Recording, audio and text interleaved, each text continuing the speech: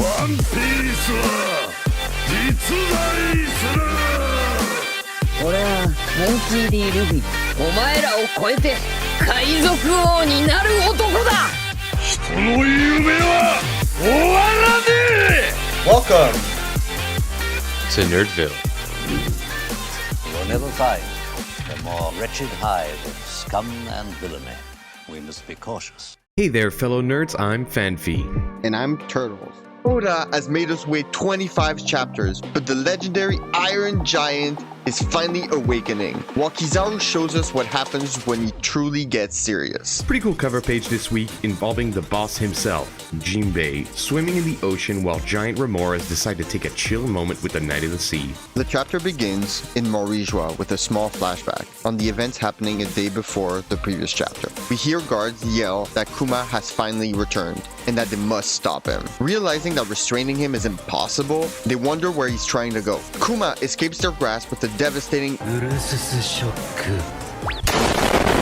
a shadowy figure steps forward. The next panel reveals Akainu, stating that the level of destruction in Morijua is unprecedented. Since the other day, the revolutionaries attacked as well. The guards are relieved that the fleet admiral has finally arrived to defend them. We notice someone stepping on a guard's face. It's a group of celestial dragons. They start complaining that they haven't gotten their lobsters and the condition of the food supply. This reminds us in chapter 1086, where Ivankov mentions to Dragon and Sabo that they were successful in cutting off the supply routes to Morijua. The revolutionary plan is starting to pay off, as we have seen the reactions of the Celestial Dragons. They continue with their selfish requests, asking him to ignore Kuma, to execute him, and help the injured. Clearly, they only care about their own desires, while contradicting each other. Sakazuki ignores the petulant children and resumes a conversation with Kuma, stating that he's too dangerous to be on the loose. He infers that Kuma's mind is gone and he's basically a walking corpse. So where is he headed to? Sakazuki thrusts forward with his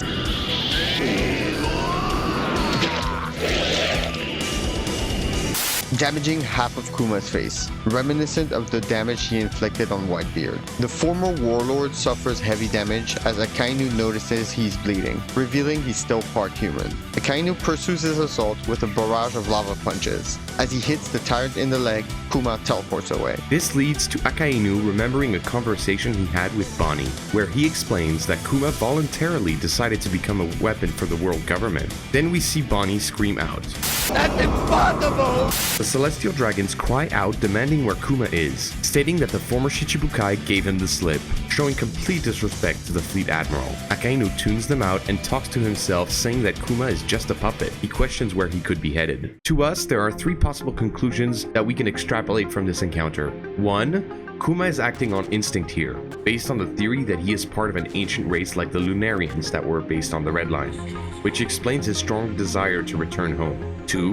Because of all the extensive damage that he has suffered, from protecting the Sunny to becoming a slave, his programming has malfunctioned, and this is resulting in Kuma not being able to differentiate his orders as a revolutionary and his directives as a weapon. 3. The programming is embedded much deeper than we thought, where Kuma is instrumental for the significant conflict that will transpire at the end of the story, involving the revolutionaries, world government, and the pirates, and needs to be on the Red Line when this happens.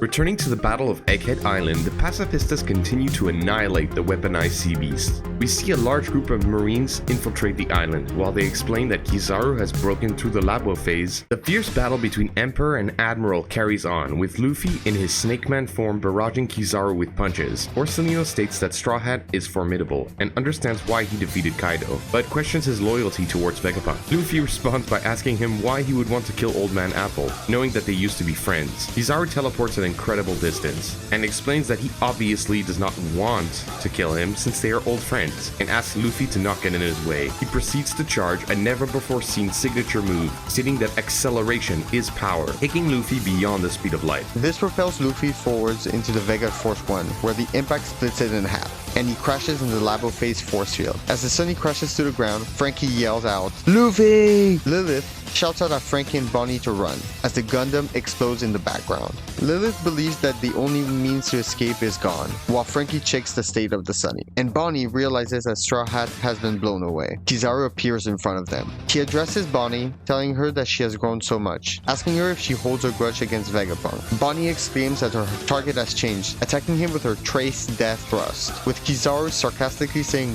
"Whoa there," as he easily dodges her.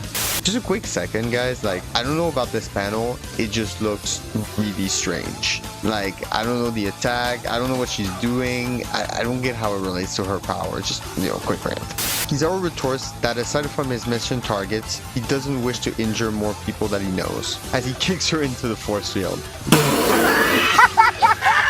Frankie yells out, "Bonnie!" as he angrily charges a radical beam aimed at Kizaru, until he realizes Kizaru has disappeared. He quickly understands that Stella is in danger and attempts to contact the command center. We cut back to Vegapunk's group, where Usopp answers Frankie's cries for help. The Vegapunks celebrate as they finally crack the code, while York curses their genius. Stella questions Frankie on their current situation. Suddenly, the Admiral appears, answering for Frankie that the escape plan has failed, since he destroyed the giant robot of dreams. Everyone panics as Kizaru stands in front of Vegapunk. Usopp describes the situation best by yelling. Kizaru takes a few moments for his friend, admitting that it's a tough mission for him too. Out of nowhere, a giant maniacally laughing Luffy breaks through the dome and grabs Kizaru.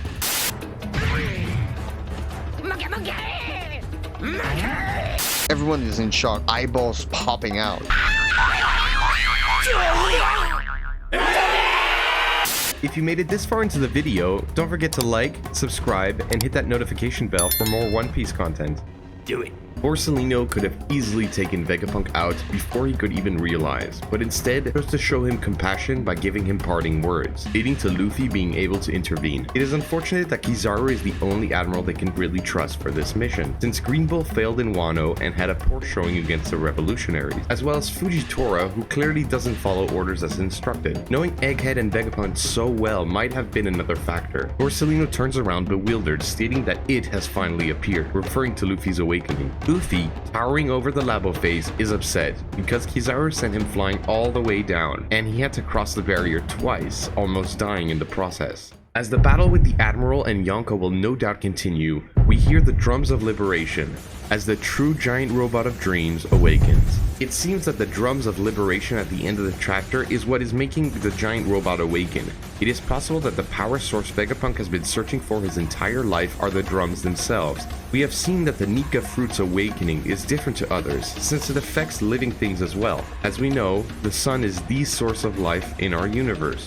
Just like the drums brought Luffy back to life, is this also breathing life back into the robot? As we saw in chapter 1067, the robot's name is the legendary Iron Giant. This is obviously in reference to Ted Hughes' fable, The Iron Giant, which could give us insight into Vegapunk's backstory. In this story, the protagonist is a young boy who protects a giant robot from the government. Perhaps Vegapunk found this robot as a young boy, and is the source of inspiration for all of his inventions, as it is aptly named the Giant Robot of Dreams. And we do not believe that Stella will survive his encounter with Kizaru, since it would also be the perfect moment for a Vegapunk backstory. This is our review of chapter 1092 of One Piece. Let us know what your favorite fictional robot is. Hope you enjoyed, and don't forget to leave a comment, positive or negative. We need the engagement. See you next time. Peace out!